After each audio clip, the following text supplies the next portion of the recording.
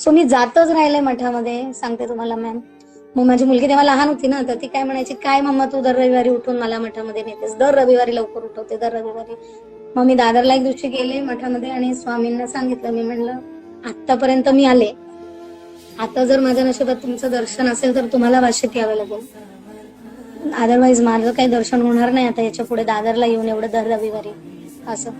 मग 1-2 रविवार मध्ये गेले मी. आमच्या इथे गावदेवी म्हणून एक देवीचं मंदिर आहे मोठं वाशीला, तिथे मी दर्शनाला जायचे बऱ्याचदा. मग मी तिथे दर्शनाला गेले ना मॅम, त्या दिवशी ते मंदिर पाडलेलं, म्हणजे काम चालू होतं तिथे. तर मी त्यांना विचारलं, मी म्हटलं क्या हुआ गुरुजी, ये मंदिर क्यों तोड़ा है? ते म्हणतात, अरे वो देखो ना उधर ना नया मूर्ति का स्थापना होने वाला है. म्हणलं कौन सा मूर्ति है? तो देखो पेड़ के नीचे रखा है. मी तिथे जाऊन बघितलं ना मॅम, चांगली जवळजवळ माझ्या अर्ध्या उंचीची स्वामींची मूर्ती होती तिथे. आणि ते आले वाशीला आणि त्यांची स्थापना झाली त्या दिवशी तिथे. तेव्हापासून मला जर वाशी म्हणजे जेव्हाही दादरला नाही जाणं शक्य झालं ना, मी तिथे जाऊन दर्शन घेते.